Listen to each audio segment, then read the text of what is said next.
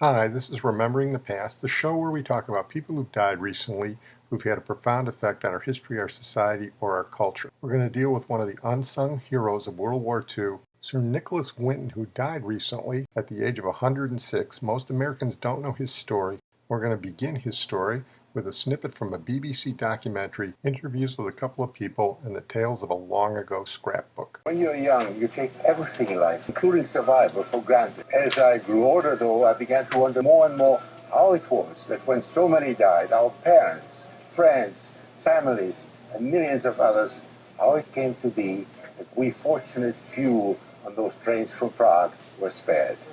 That is, until 50 years later, when this scrapbook surfaced, then we knew. The scrapbook and its story gathered dust for decades in the Winton's attic, until one day, Nicky's wife Greta found it, opened it, became fascinated, and yet was puzzled. And so 50 years after it happened, Nicky Winton finally told his wife what he had for so long kept secret.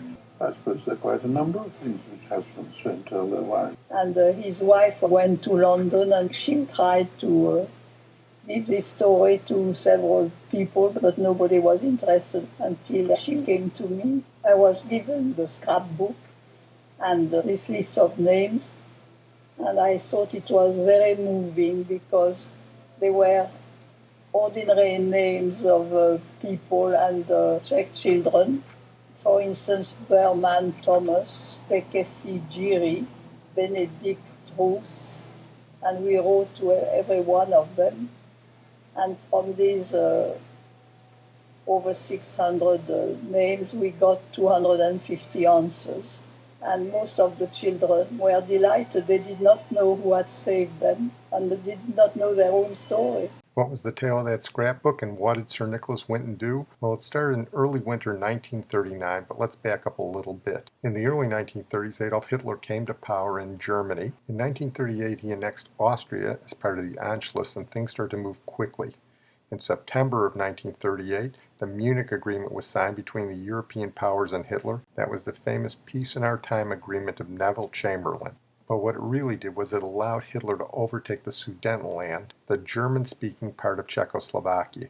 He had plans to occupy all of Czechoslovakia. When that happened, Western Czechoslovakian refugees, especially the Jews, tried to get to Prague with the hopes of leaving Europe. November 9, 1938, in Germany was Kristallnacht, where Jewish businesses were destroyed, Jews were harassed, and there was very little doubt what was going to happen in the future. Shortly after this, Nicholas Winton, a 29-year-old London stockbroker with no previous experience, went on a winter trip to Prague and made the decision that he would help Jewish children leave Prague and get to London and be placed with British families, which ultimately saved their lives. In the next 6 months before the outbreak of war in September 1939, he organized 7 trains that left Prague, went through Nazi Germany to the coast of the North Sea, where the children caught a ferry to London and ultimately settled all throughout England. In total, 669 children were saved. An 8th train was scheduled to leave, but the borders were closed in September 1939 when war broke out, and those children never left Europe. Once the children were in London, Sir Nicholas used all sorts of means, both legal and illegal, and used his own money to make sure that the children were settled, and until that scrapbook was uncovered, they never realized who had saved them. Here's Matthew Bannister with the BBC for Last Word on Sir Nicholas Winton. Sir Nicholas Winton, who's died aged 106, was the stockbroker who saved 669 children from the advancing Nazis just before the outbreak of the Second World War. After the Germans incorporated Austria into the Third Reich and annexed the Sudetenland of Czechoslovakia, thousands of Jewish refugees had fled into the area around Prague.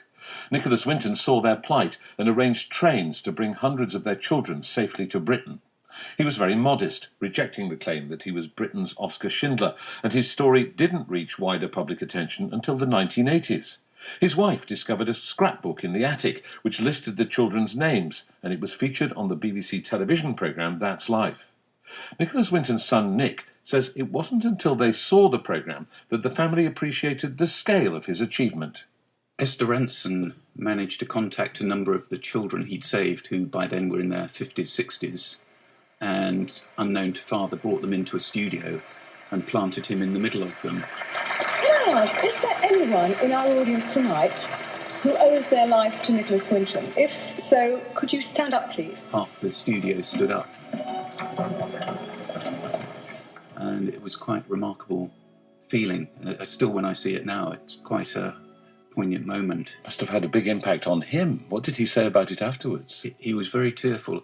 The Esperanza program, well, that was very emotional for them as well. What did he do exactly? Can you tell us the story? On a winter holiday, he went to Prague and saw the desperate situation of the refugees from Germans being driven out of Sudetenland.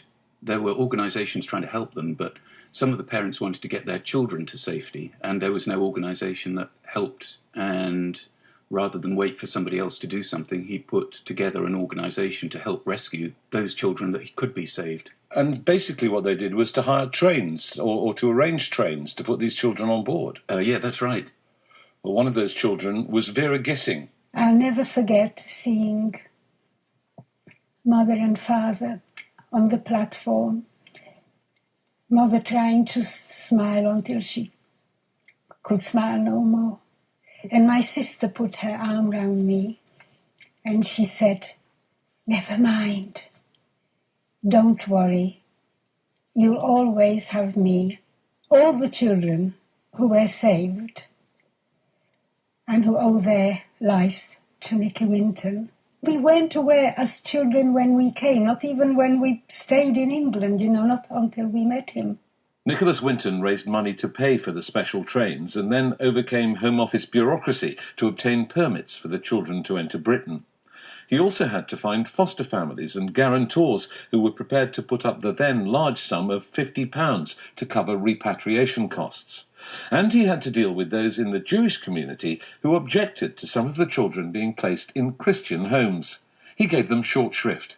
I just confronted them and said in much politer terms, "Mind your own business. This is what I think should be done, and I'm going to do it. And if you prefer a dead Jew than a Jew brought up in a Christian home, it's really not my problem, it's your problem."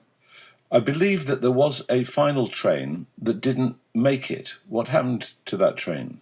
Yes, it was to be the largest train transport of children, 250 children, all ready to leave Prague Wilson Station in September 1939.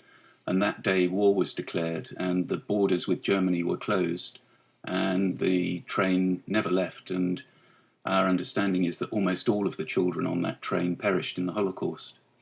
Your father must have been devastated by that failure.